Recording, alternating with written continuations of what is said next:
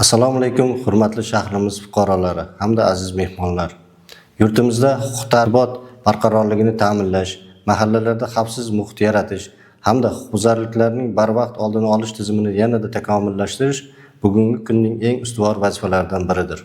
Shu maqsadda O'zbekiston Respublikasi Prezidentining 2026-yil 5-yanvardagi Respublika mahallalarida xavfsiz muhitni yaratish yo'nalishida yaxlit manzilda ishlash tizimini joriy etishga qaratilgan qo'shimcha chora-tadbirlar to'g'risidagi birinchi sonli qarori muhim asos bo'lib xizmat qilmoqda.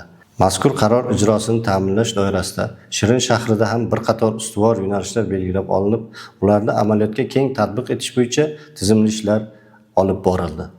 Shuningdek, shahar prokuraturasi tomonidan hududda jinoyatchilik va huquqbuzarliklarga qarshi kurash borasida mas'ul idoralar bilan hamkorlikda bir qator ishlar amalga oshirildi.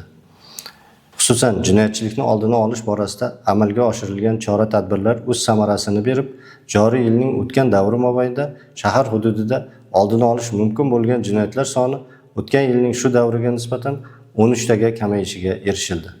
Biroq bitta qotillik, 3 ta o'g'irlik, bitta firibgarlik va bitta kibr, ya'ni axborot texnologiyalari sohasidagi jinoyatlar sodir etilishiga, oilaviy kelishmovchilik, mol-mulklar saqlanishiga beparvolik va fuqarolarimizning ishonuvchanligi sabab bo'ldi. Bundan tashqari, shahrimiz fuqarolarining turli tekshirilmagan va'dalarga, soxta reklama va e'lonlarga osongina aldanib qolayotganliklari kiber jinoyatlarning qurboniga aylanib qolishlariga sabab bo'lmoqda va buning oqibatida o'z mablag'laridan mahrum bo'lishmoqda. Eng achinarlisi, ushbu mablag'larni o'z egalariga qaytarilishi va jinoyatlarni fosh etishning imkoni juda ham past. Sababi bu turdagi jinoyatlarni sodir etayotgan shaxslar hozirgi zamon raqamli texnologiyalardan foydalangan holda internet tarmoqlari orqali dunyoning istalgan nuqtalaridan turib va o'z elektron manzillarini soniya sayin o'zgartirib sodir etayotgani jinoyatlarni issiq izdan fosh etish imkonini qoldirmayapti. Aziz fuqarolar, bugungi kunda shahrimizda o'g'irlik, ya'ni o'zganing mol-mulkini yashirin ravishda talon-taroj qilish bilan bog'liq bo'lgan jinoyatlar ko'paymoqda. O'g'irlik jinoyatlari quyidagi ko'rinishlarda sodir etilmoqda. Xonadonlarga ochiq qoldirilgan darvoza va uyning derazalari hamda nosoz eshiklar orqali kirish yo'li bilan, oynasi yoki eshiklari ochiq qoldirilgan avtomashinalarda narsa va buyumlarni olib qo'yish, ochiq, atrofi o'ralmagan dala maydonlarida, hovlilar muhofaza qilinmagan joylarda qarovsiz qoldirilgan chorva mollari va parrandalarni o'g'irlash, savdo rastalaridagi buyumlarga e'tiborsizlik natijasida ularni olib qo'yish, sport maydonchalari va boshqa odamlar ko'p to'planadigan joylardan telefon, pul yoki boshqa buyumlarni olib qo'yish, tungi vaqtda yoritilmagan va kuzatuv kameralari o'rnatilmagan xonadon, hovli va boshqa obyektlardan narsa va buyumlarni olib ketish.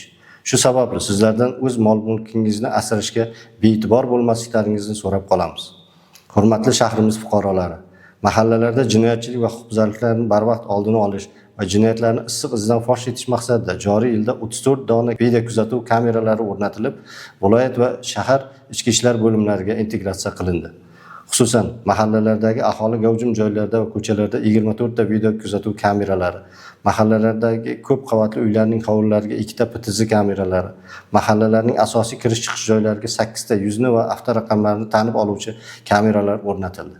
Bundan tashqari, korxona, muassasa va tashkilotlar xodimlari va mahallalarda fuqarolarni ogohlikka chaqiradigan 1000 ga yaqin ogohlantiruvchi bukletlar tarqatildi.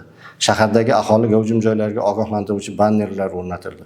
Korxona, muassasa va tashkilotlardagi monitoringlarga ogohlantiruvchi videoroliklar joylashtirildi. Mahallalarda fuqarolar o'rtasida o'zaro ma'lumot almashish uchun ochilgan ijtimoiy tarmoq guruhlariga kunlik ogohlantiruvchi buklet va videoroliklar joylashtirib borilmoqda.